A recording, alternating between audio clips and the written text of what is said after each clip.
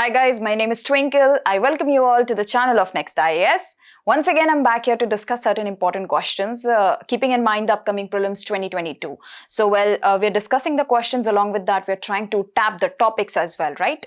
So, let us begin and see what all topics we get from the previous week, okay? So, let us start with question number 1 here.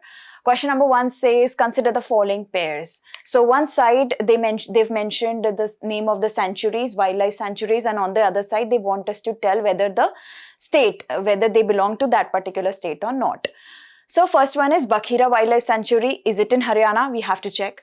Kijadia Wildlife Sanctuary in Gujarat. Binwas Wildlife Sanctuary in Uttar Pradesh. Well, we are not sure about it, but we'll have to check.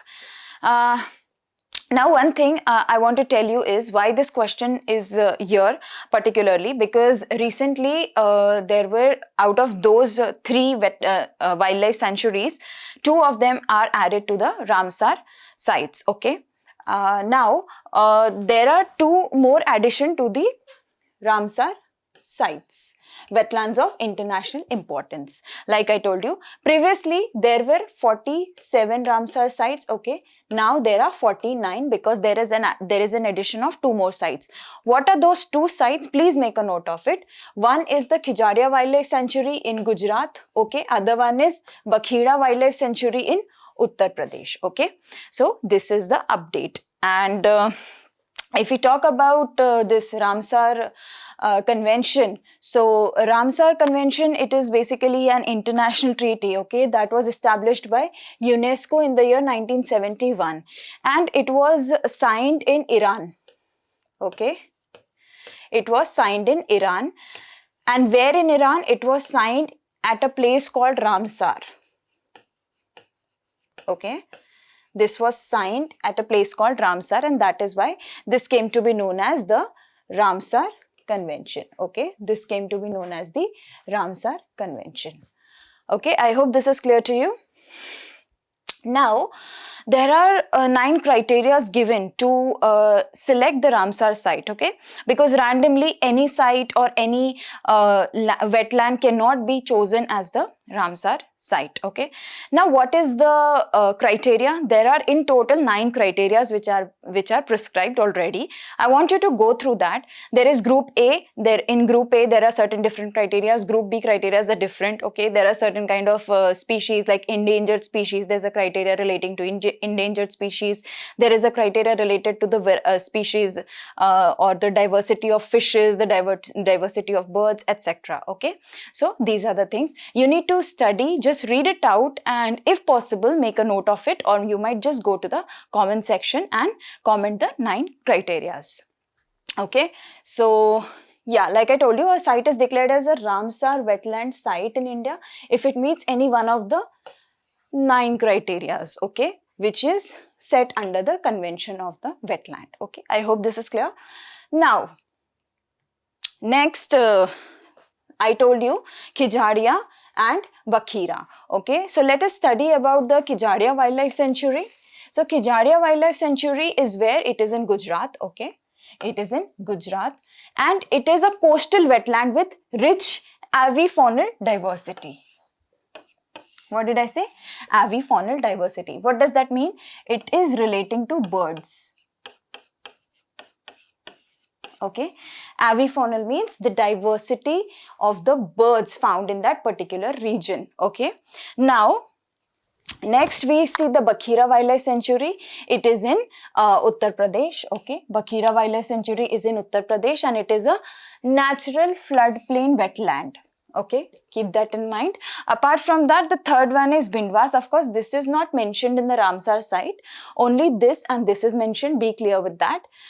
But this is just given in the question for your awareness. Bindwas Wildlife Sanctuary, where is it? It is in the state of Haryana. Okay, and this is human-made freshwater wetland.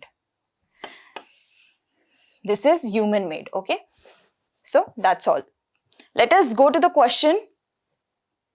Bakhira Wildlife Sanctuary in Haryana? No, it is in Uttar Pradesh, right? So this is wrong. Kijadia Wildlife Sanctuary is in Gujarat. This is right, correct? Next, we see Bindwas Wildlife Sanctuary, it's in Haryana, right? So this is wrong, and only this particular option is correct. Only the second pair is the correct pair. B is the right answer. Correct? I hope this is clear to you. Next, we go on the other question. Yeah. Next question says, with reference to Lokpal, consider the following statements. The Chief Justice of India can only be appointed as the chairperson of the Lokpal. Only CJI can be appointed as the chairperson of Lokpal. We have to verify that. Lokpal's jurisdiction covers all categories of public servants. Okay. Now, this is what the question is about. For this, you need to understand what is Lokpal. We need to study certain facts about Lokpal, and this question becomes super simple to solve. If we talk about Lokpal, we say that Lokpal is an anti-corruption watchdog. Okay, if you just have to remember what is Lokpal, it is an anti-corruption watchdog, you can say, or a body of ombudsman. Okay, and who is an ombudsman? An ombudsman is a representative of some other person. Okay, for example, here Lokpal will be representing the people of the Republic of India, right? Because the grievances will be solved through the Lokpal, which is coming up to the citizens of India, and Lokpal will take it ahead and give solutions and get involved wherever necessary. Correct? That is about Lokpal. Now, the government plays a very important role in providing social and economic development, right? And to provide social and economic development, only then, if the government is successful in providing social and economic development, the state is called to be a good democratic state. Else it is a failure, right? Anyway, it's a failure. Now, the government needs certain people to go and work and be the representatives of the government. And who are those? Those are the civil servants. There comes the bureaucracy. As soon as the bureaucracy is involved, there is the involvement of the civil servants as well. Now, with the increase in the jurisdiction, okay, with the increase in the functional area, the powers also gets increased, okay. The power with the bureaucracy is also increasing at the same time, because the administration levels are also increasing, okay. Now, what happens is there is high chances of corruption getting involved here. Now, when corruption takes an entry, the people are unnecessarily harassed, okay. Now, harassment of people can lead to a very imbalanced system, right. So, to tackle this particular problem, particular problem of the citizens, there we have Lokpal, okay. So, like I told you, Lokpal is the representative of the people or the citizens, okay. Every citizen can, people can raise an issue if it is dealing with corruption, it is dealing with maladministration, it is dealing with any kind of abuse, okay, or anything. So, Lokpal will do the proceedings accordingly, okay. One thing, Lokpal can investigate, okay, but cannot provide for the punishment. Lokpal can initiate the investigation, but he cannot provide for the punishment. That is one thing, you have to remember this. Now, apart from this, you must have an idea about the Lokpal Act 2013, okay? Lokpal Act 2013, which got notified on January 1, 2014, okay? Now, I hope you remember or you must have read about the strikes that went on, the hunger strikes that went on for long durations, okay? And a very significant role was also played by Anna Hazare in this particular matter. So, this is, of course, it has a very big timeline. Now, the Lokpal system is inspired, okay, by the ombudsman system, which bloomed in Sweden, okay? You just have to remember that particular thing. Apart from that, there is Lokayuktas, okay. If I talk about Lokpal, it is talking at the central level, okay. And if I talk about Lokayuktas, it is talking at the state level. Lokayuktas are,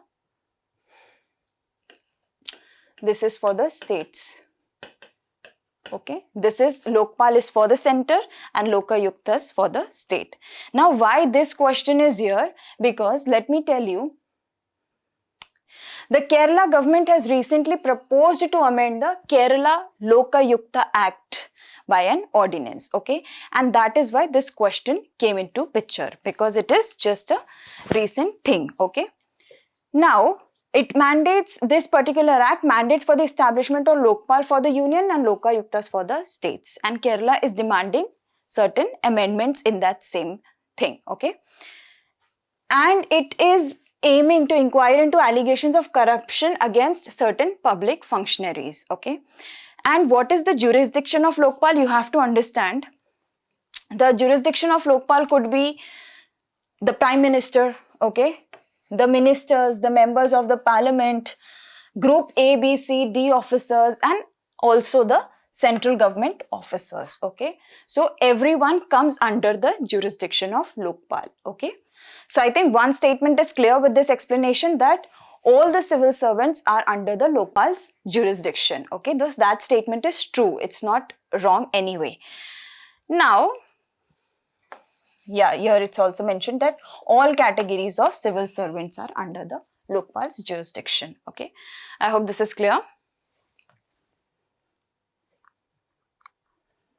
Next, I want you to know about Lokpal, that it is a multi-member body and it is made up of 1 chairperson and 8 members, okay. So 8 plus 1, 9 total, 8 plus 1, 9 in total.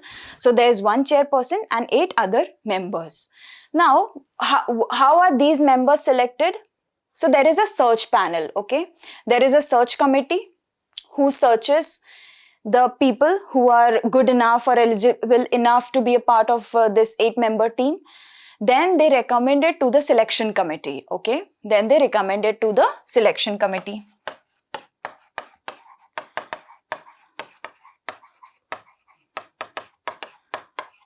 Okay. And then this selection committee, okay, takes a look at the panel members, if there are any discussions involved or anything, that's one process. And then they recommend it to the president, okay. Then the president then appoints the recommended members, okay. Is that clear? And selection committee gets the recommendation from the search committee, okay. So that's the process that is followed, and then finally the president appoints, okay. I hope this is clear. Now, one thing you have to know, that the person who's to be appointed as the chairperson of Lokpal, okay, there was a statement in the question asking about who could be the chairperson of Lokpal, okay. So the chairperson of Lokpal can be the Chief Justice of India, the former Chief Justice of India, right.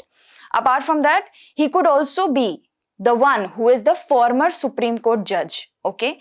These are the 2 things. The third one is, he could also be someone, some eminent personality with impeccable integrity, okay, and having an expertise of minimum 25 years in the field of public administration, in the field of vigilance, banking, okay, corruption policy, law and management, okay. So these are the things.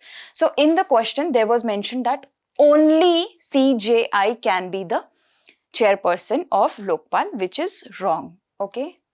These 2 can also be the chairperson of Lokpal. I hope this is clear to you, right? Let us go back to the question and check. Yeah. This statement is wrong, we just discussed. And Lokpal's jurisdiction covers all categories of public interest. This is absolutely right. So only statement 2 is right, which is B. This is the right option. Okay. That's all. Let's go ahead with the next question. Yeah. Now, the next question says, which of the following statements is or are correct regarding the PM Poshan? Okay. So PM Poshan, it's a scheme basically we're talking about. It says it is a central sector scheme under the Ministry of Education. Next it says a social audit of the scheme has been made mandatory. Next it says remuneration paid to cook cum helpers is uniform across the country. We have to check which of the statements are correct, okay? Now, It is a central sector scheme. Well, I told you about the central sector scheme and the central sponsored scheme, right? Previously, we had a nice discussion about these two types of schemes. For the people who don't know, I'm just repeating in short. Central sector schemes is the scheme which is completely taken by the government. Everything is done by the government. All of the expenses are done by the government. Centrally sponsored scheme is there's only certain sponsorship given by the government to the state, okay? And there's also the contribution of the state coming in, okay? The monetary contribution, the funds coming from the state as well as the center. But center is just giving certain amount as a sponsorship, okay? So keep that in mind and just write in the comment box about both the schemes, because it becomes mandatory for you to understand the difference between both the schemes when you read such kind of questions. A social audit of the scheme has been made mandatory, okay? And the remuneration paid to cook cum helpers is uniform across the country. We'll check that. First of all, let us check. It is centrally sponsored scheme, it says, okay? PM Poshan scheme is a centrally sponsored scheme. Why? Because there are states funding also involved in it, okay? The state is also contributing. It's not just only the center which is contributing monetary. First of all, we'll see the PM Poshan Shakti Nirman. It's a national scheme for midday meal in schools, okay? Previously, you must be knowing that there's midday meal going on, a midday meal scheme going on since a long time. Now that same midday meal is renamed as PM Poshan scheme, okay? So this is PM Poshan scheme and it's a national scheme. It is more or less similar, but there are certain differences which I will be explaining. There is certain difference between the midday meal and the PM Poshan scheme, okay? If we see that this particular thing is in news because it has been extended for another 5 years, okay? Another 5 years this has been extended. Now, from the year 2021 to 2022, this particular session to the session of 2025 to 2026, this will be carried out for next 5 years, from this session to this session, okay? Next, we see that the budget of 1.3 lakh crore is given for a period of 5 years, okay? And to cover 11.8 crore children in 11.2 lakh schools. And this is with the intention to promote the nutrition garden in schools, okay?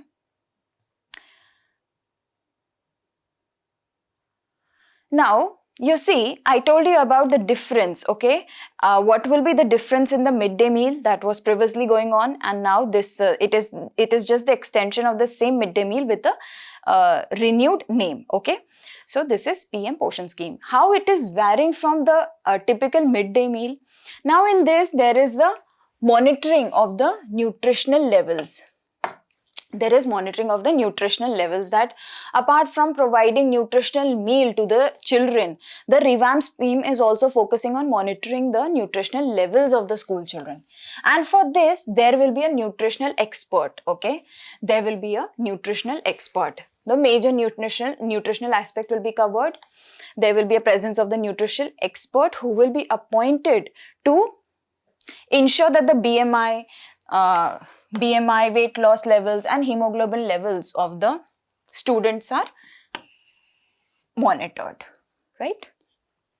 And special provision in special areas, because in certain areas it has been noticed that the cases for anemia and malnourished children are more, okay? So in that case, there will be special provisions that will be made, okay? And then nutrition gardens. The government is also considering to develop nutrition gardens in the campuses with active participants of the students, okay? So that is all about this particular scheme. So you can remember, and this is done by whom? The Ministry of Education, okay? You can keep that in mind. So we'll take a look at the options here. In the option it says it is a centrally sector scheme, okay? But it is not centrally sectors, it is central sponsored scheme. Okay, it is central sponsored scheme. Next, so this statement is wrong. The next is a social audit of the scheme has been made mandatory. Yes, there has been an mandatory notice of the social audit of the scheme, and this is correct. The next is remuneration paid to cook cum helpers is uniform across the country. Well, this is one challenge for this particular scheme. Why? Because it is leading to certain challenges for the financial planning for this particular scheme. Because across the country, the remuneration given to the cooks and the helpers are not same, are not uniform. This statement says it is uniform. It is uniform, but it is not uniform. Hence, it becomes incorrect. So only 2 is correct, okay? B is the right option. B is the right option. I hope you get this particular question. We'll move ahead with the next question. Now we go ahead with question number 4 here. The term Joint Comprehensive Plan of Action, JCPOA, okay, Joint Comprehensive Plan of Action, which was in the news recently, is associated with, whether it is associated with World Bank, whether it is associated with Asian Infrastructure Investment Bank, or G7, or P5+1. Well, first of all, let me make it clear that what it is relating to. Only then we'll be able to understand the further details. So, this Joint Comprehensive Plan of Action, okay, this is also known as the Iran nuclear deal, okay. It is also commonly known as Iran nuclear deal. So don't get confused with this term and this term, okay. It's referred to as Iran nuclear deal also. Now it is related to P5+7, okay. Option D is the right answer, P5+7. Now here, what is P5? What is P5? We need to know what is P5 here firstly. So P5 are the 5 permanent members of the UN Security Council, okay, that is P5. And what are those? What are the permanent members of the UN Security Council? If we talk about those, then that is China, okay. UN Security Council permanent members are China. China is a permanent member, France is a permanent member, Russia is a permanent member, UK is a permanent member, and US is the permanent member. So, UK, USA, China, France, and Russia. Okay, 1, 2, 3, 4, and 5. These are what? These are the P5 countries, the permanent members of the UN Security Council. Now, what about this thing? 1. What is this 1? This 1 is nothing but it is Germany. What is it? It is Germany, right? So, this is Germany. So, P5 are permanent members and +1 who is involved in this JCPOA, that is Germany, okay? So, all these countries are there. Now, this is basically Iran nuclear deal. So, the aim of this deal is to promise Iran economic incentives, okay? Why economic incentives? Why these groups are promising economic incentives to Iran? Because they are scared if Iran develops the nuclear, Iran becomes the nuclear power or develops the nuclear technology, so that could be a threat, and they want to stop Iran from indulging in any usage of nuclear technology, nuclear weapons, okay? And they also don't want Iran to develop the technology, okay? Usage is fine, but they want that Iran should not indulge in exploring more and further. So that is one thing. In exchange of limits on its nuclear program, okay? So Iran should limit the nuclear program. Why? Because there's one reason, we'll be coming to it shortly, and it is meant to prevent Iran from developing nuclear bomb, okay? So they want to stop Iran from indulging in this process of developing the nuclear bomb, because that could be very harmful. Now, one thing is, why is Iran's nuclear weapon program a threat to America and American interest? Why? Why could that be a reason? One, because why? Because there could be one reason that Iran is considered to be the state sponsor, okay? One of the state sponsor to terrorism.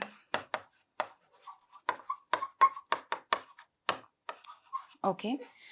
Now, if Iran acquires this particular nuclear program or develops the nuclear bomb, what's going to happen in case of any little dispute or anything that's coming up? Iran might share this with the terror group, okay? Terror group might get a backing from Iran, okay, because Iran is anyway worldwide known as the state sponsor to terrorism. Now USA is gonna suffer, okay, USA will suffer, Israel will suffer. I mean to say the entire West could be a victim if Iran misuses the nuclear technology or gets deep into this nuclear program without any limits. So that could be a threat to the entire West, okay? And that is why there is a attempt made to prevent Iran from developing the nuclear bomb. And in return, Iran gets economic incentives. What do you mean by economic incentives? It's in terms of some, monetary things or any kind of relaxations or any kind of fundings or something for a better purpose, for a better cause that could be given to Iran. So that's all about this particular question. We'll go ahead with the next question. Taking question number 5 here, with reference to graphene recently seen in the news, consider the following statements. Now, we talk about graphene here. Why this question is here, we have to discover that as well. It says that graphene is a two-dimensional material and has good electrical conductivity. Second says it is one of the thinnest electrically and thermally conductive materials. Graphene has the three-dimensional hexagonal structure. So that is what the question says. We have to study certain facts about graphene, and this question is super simple to solve, but the concern is why this graphene thing is in question here and what is the current thing related to it. So if I talk about that, so recently in Kerala, okay, the Kerala government has announced that there will be the very first country's graphene innovation center. The very first graphene innovation center. And where will that be? That will be in Kerala. Okay. And it is a joint venture of Digital University of Kerala, Center for Materials for Electronic Technology and Tata Steel Limited. Keep that in mind, okay? So that is why this particular thing is in news. Now let us go and check. First of all, graphene, why is it important, okay? It is the building block of graphite. Graphene is a single layer of carbon atoms, okay, organized in a hexagonal lattice. When the graphene, okay, when graphene sheets are neatly stacked on each other, then it gets formed into a three-dimensional shape, okay, and then it becomes graphite. Now this is also commonly known as the lead that we use in pencils, we used to use in school days. So it is the same thing we're talking about. But from this, we are actually talking about graphene, okay, which is a building block of graphite, okay. Now, graphene is also known as the wonder material, okay, wonder material. Why? Because it has certain characteristics and properties. We shall take a look. And it is the thinnest material.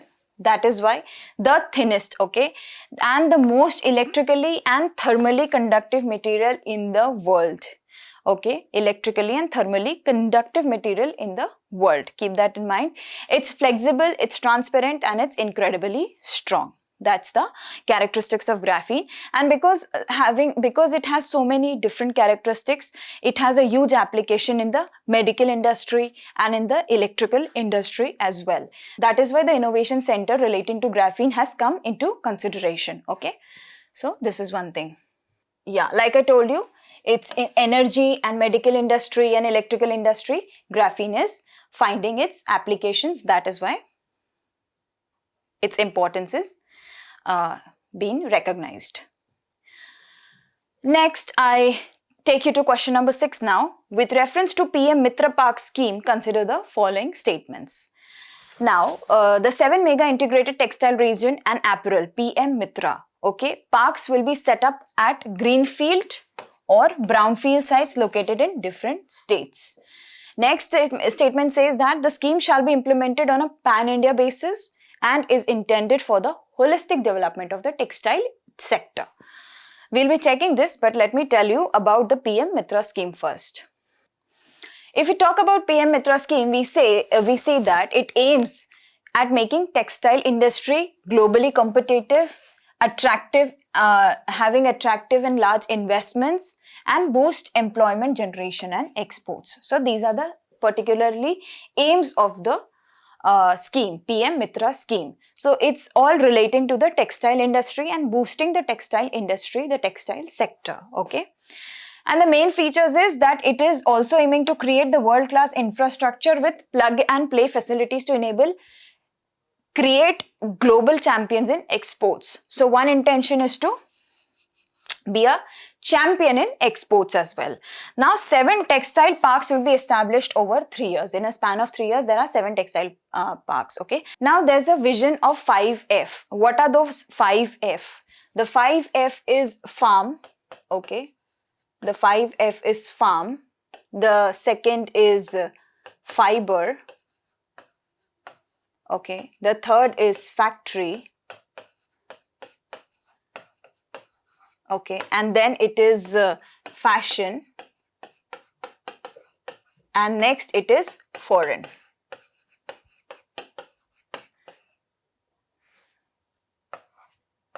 Next it is foreign. Now, from farm to fiber, fiber to factory, factory to fashion, and fashion to foreign. Okay, that is the vision, okay, which is intended that it should be acquired by the textile industry, and all this should be smooth and should be adopted with good technology, good infrastructure, okay, and hence the textile sector could also participate in exports. More exports, I mean to say, okay. So foreign, that is exports, okay. Now fashion to foreign, we already studied all these things. Now it will also enable spinning, weaving, processing, dyeing, printing to garment manufacturing at one location. So everything should be done at one location. That is one another thing, okay. There could be cost saving because there are a lot of logistics charges involved, okay, at the same time. So if everything could be done, or the infrastructure could be that smart that everything is done in the same premises, then that will be saving the time, effort, energy and money at the same time. Yeah, like I told you, it will reduce the logistics cost, okay. Now there was a thing that this will be implemented, okay, will be set up in greenfield and brownfield sites. I want you to know what is greenfield and brownfield sites. If I talk about brownfield sites, so these are the sites where once there must have been some kind of a construction, okay. It is not a very fresh kind of a site or a location. So a brownfield project is one where the development work is carried out in the place where prior work has been done, okay. There has been certain thing or construction done prior. It refers to a project where an existing one is rebuilt, modified or upgraded. Whereas greenfield is completely a fresh one, okay. The greenfield project is the one where the land on which the project is developed has never been used, okay. This land has never been used and there is no need to rebuild or demolish or do anything with the existing structure. It's altogether a project which is starting from zero, okay, and then it is coming up. But here there has been certain base or maybe demolishing is required or something, upgradation is required. So that is about the brownfield projects and the greenfield projects. Okay, that's what the question was talking about. Let us go back to the question and check. The 7 mega integrated textile region and apparel parks will be set up at greenfield and brownfield sites located in different states. The statement is correct. Okay, the scheme shall be implemented on a pan-India basis and is intended for the holistic development of the textile sector. Of course, we discussed this in the entire discussion, right? This is also correct. So 1 and 2 both are right. Both are correct. Yeah, C is the right answer. Next, we'll go to question number 7 now. Now we'll go ahead with question number 7 here. With reference to the Jammu and Kashmir Delimitation Commission, which of the following statements is or are correct? It is headed by a retired Chief Justice of Jammu and Kashmir High Court. We have to check whether this is right or wrong. It has used the census data of 2001 in the delimitation exercise. Third says this is the first time scheduled tribes are being given representation in the Legislative Assembly of the state. We have to verify if these statements are right, but before that, we have to also see what is delimitation and what is Delimitation Commission. Now, we need to understand what is delimitation first of all. So, I can say what is delimitation. Delimitation is redrawing, okay. Delimitation is what? It is redrawing or fixing the limits or boundaries of a territorial constituency. What did I say? I said redrawing or fixing the territorial boundaries of a constituency, okay. That is delimitation, and that is what the Delimitation Commission does, okay. And this exercise of Delimitation Commission is performed by the Delimitation Commission, okay. It is performed by whom? It is performed by the Delimitation Commission. Now, you need to know that this Delimitation Commission is constituted, okay. It is constituted under Article 82, okay. Just remember that. It is constituted under which article? It is constituted under Article 82, okay. Now, we have to check certain things. So, Delimitation Commission gave certain recommendations, okay. So, what was the proposal? That it had increased the number of seats for Jammu and Kashmir, okay. Previously, what was the case? Yeah, if I talk about this previous scenario, previously,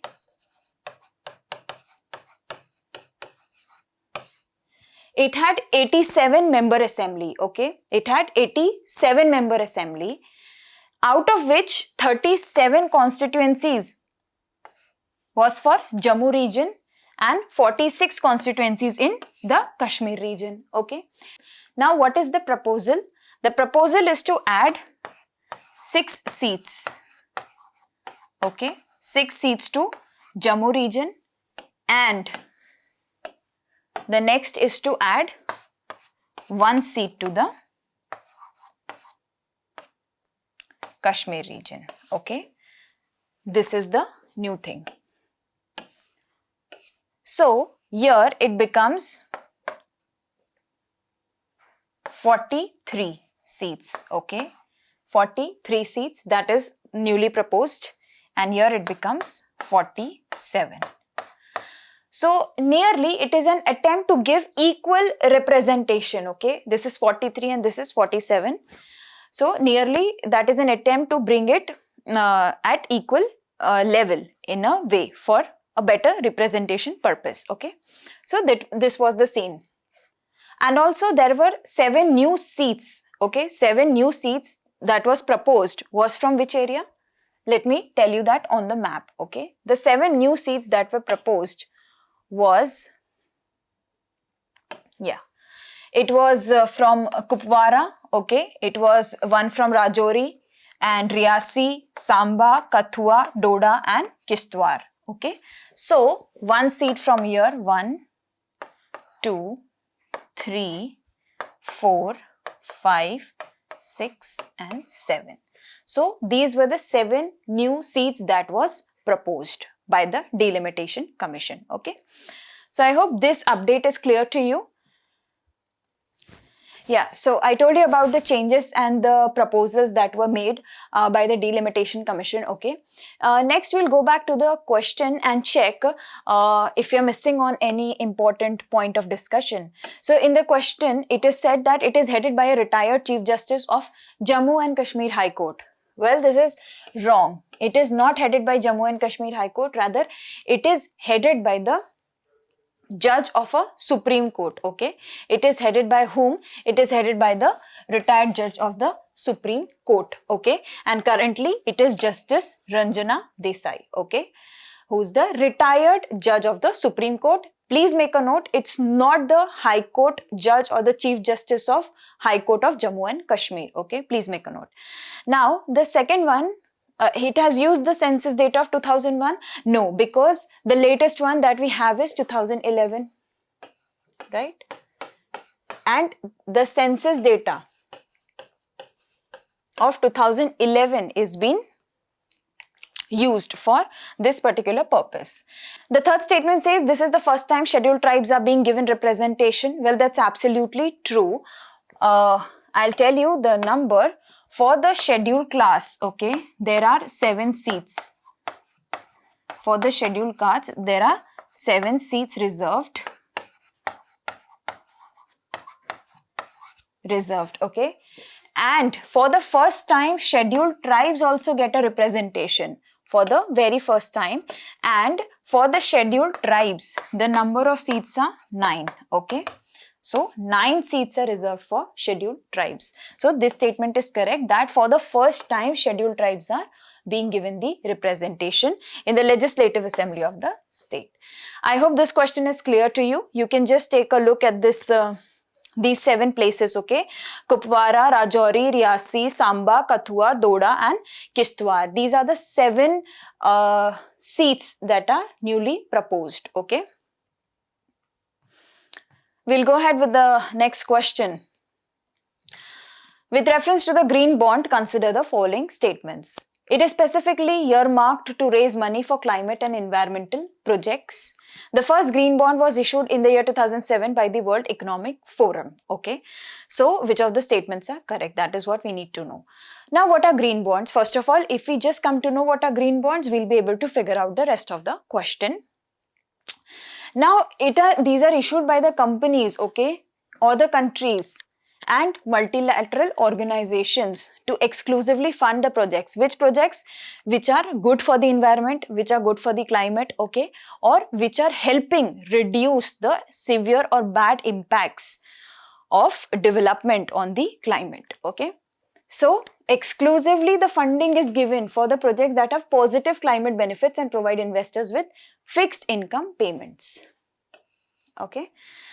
But what is the condition? That the project should have positive climate benefits, okay. This is the condition of getting the funds, okay. Now, the projects can include what? It can include renewable energy, clean transportation and green buildings, okay. So, these are the things and that is what green bond relates to. Now, in the budget session of 2022, Finance Minister actually announced that the government proposes to issue sovereign green bonds to mobilize resources for green infrastructure, okay. So, this was the recent thing that was in news and hence the question has arisen here about green bonds. The process will be deployed in public sector projects which will help reduce the carbon intensity, okay, which will help reduce the carbon intensity of the economy.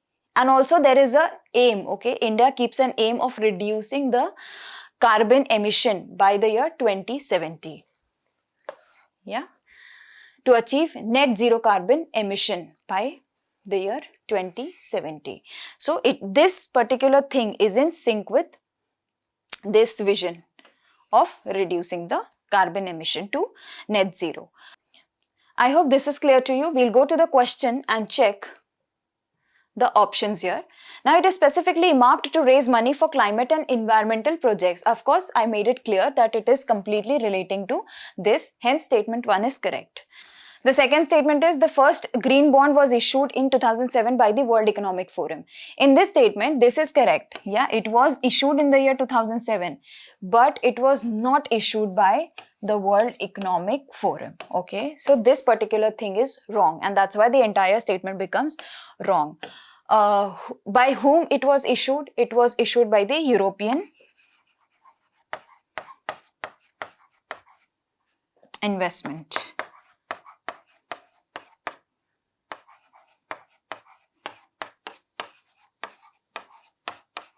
Okay, it was issued by the European Investment Bank. Please keep that in mind, and not by the World Economic Forum, although it was really issued in the year 2007 for the very first time. Okay, so 2 is not correct, 1 is correct. Option A is the right answer. Yeah, A is the right answer. And yeah, like I told you, the first green bond was issued in the year 2007 by the European Investment Bank, which is the European lending arm. Okay, this was followed by a year later by the World Bank, and then it was issued by World Bank. Since then, many government and corporations have entered the market to finance green projects. So it was initially the European Investment Bank, and then it was World Bank. Okay, World Economic Forum is not there, keep that in mind. So I hope that's clear to you. We'll go to the next question. Now we'll check question number 9 here. Operation Ahat, recently seen in the news, is related to whether it's related to rescue mission in Yemen. Second, it says whether it's related to military operation to remove the separatists. Third, it says seize control of the Siachen glacier. And then fourth, it says to curb human trafficking. Well, first of all, let me make it clear that it relates to what. So if I say or if we talk about this Operation Ahat, it relates to this option D. It is to curb human trafficking. Okay. So we know that most of us know and we are aware about this human trafficking issue, and how on a daily basis so many children and women get in the trap of these traffickers, okay, human traffickers, and they are being used to for illegal adoption. Okay, they are being used for organ transplant or for any kind of employment which is not very favorable for the person, and apart from that they might be they might be forced to be slaves in a way. So that is those are all the issues. Now this Operation Ahat is given by whom? It is being adopted by whom? It is adopted by RPF. Okay, RPF. By RPF I mean Railway Protection Force.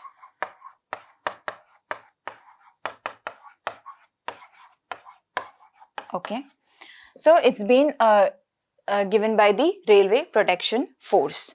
Now, you know that railway, actually our Indian Railways is actually running 21,000 trains on a daily basis, and that's where the traffickers find the gap to relocate their victims from one place to another. They take this as the easiest mode of transportation, and that is why, to catch hold of them and to catch hold of these traffickers and to get the human trafficking rate down, the RPF has established this particular operation, okay, which is Operation Ahat. This is to curb the human trafficking. Okay, now what will happen under this is there will be surveillances put for the trains which is running on a longer route. Okay, there will be a separate infrastructure and some faster technologies adopted to report the issue, to act over the issue, and to save the victim. So all these plannings have been done under this particular project, right? So there will be a deployment of special teams, okay, for all the longer routes trains, long distance trains. Okay, so it will be intending to rescue the victims, particularly women and children, from the clutches of the traffickers. Okay, and as a part of Operation Ahat, there will be a separate infrastructure and intelligence network. The force could be utilized to collect, collate, and analyze clues on victim sources, routes, destination. and popular trains used by suspects and the identity of the carriers, okay, and shared with the other law enforcing agencies so that the traffickers could be in the custody as early as possible and the victims could be saved, okay. So that is about this thing. I hope this is clear to you. So we start with question number 10 here. With reference to the Animal Welfare Board of India, AWBI, consider the following statements. It says it is a statutory advisory body on animal welfare laws, and it was established in 1975 under the Wildlife Protection Act 1972. We have to verify whether the statements are correct or not. Well, Animal Welfare Board is a statutory advisory bodies, okay, that promotes the welfare of the animals, okay, and it stands against the animal cruelty, okay. So that is the thing about Animal Welfare Board. The next thing is, first of all, we are clear that this is a statutory advisory body on animal welfare laws, okay. This statement is anyway correct. Now we have to see, it was established in the year 1975 under the Wildlife Protection Act of 1972. We'll verify this. Before that, let me share something about this Animal Welfare Board, okay. So it was enacted in 1960 to prevent the infliction of unnecessary pain or suffering on animals and to amend the laws relating to the prevention of cruelty on animals, like we just discussed it. As per the provision of the law, the Government of India formed the Animal Welfare Board of India, okay. That's what it is. So if we discuss about this Animal Welfare Board of India, it's simple to understand. You have to remember certain points about it, and that's simply mentioned here. First, we already discussed that it is a statutory advisory body, okay. It was established under the Prevention of Cruelty to Animals Act 1960. Please note the year, Prevention of Cruelty to Animals Act 1960. Then it comes under which ministry? It comes under the Ministry of Environment, Forest and Climate Change, okay. Please make a note of this. It has the power of implementation and giving grants. Also, it issues the directives to the state departments, okay. So that is what is about the Animal Welfare Board of India. Let's go back to the question and check. So we've already checked that it is a statutory advisory body on animal welfare laws. This statement is correct. About the second statement, it is established in the year 1975 under the Wildlife Protection Act 1972. No, this is not the case, okay. It is established under the Prevention of Cruelty to Animals Act 1960, okay. Prevention of Cruelty to Animals Act 1960. That is why statement 2 becomes incorrect and only 1 is the correct option. A is the right answer, okay. Yeah, A is the right answer. Well, that's it. So here I wind up with the 10 questions that I collected from the week, the important ones, especially for the upcoming prelims 2022. I hope the things that we discussed here must have been clear to all of you, right? Next, there's just one little thing, or maybe we can say there's just one assignment that you have to do. You have to go and study the 9 criterias, okay, given for the selection of Ramsar sites, okay. There are the 9 criteria. Just take a look at it. I'm not saying that you should be thorough with the word to word thing, but just take a look at it, and if possible, write it down and comment in the comment section. Well, this is me, Twinkle. Like I always say, let's learn together, let's grow together, and let's crack together. And with this, I wish you all the best. Keep up the good work and gear up for the upcoming prelims 2022. I'll be back again with another set of questions. Till then, you guys take care. Bye-bye.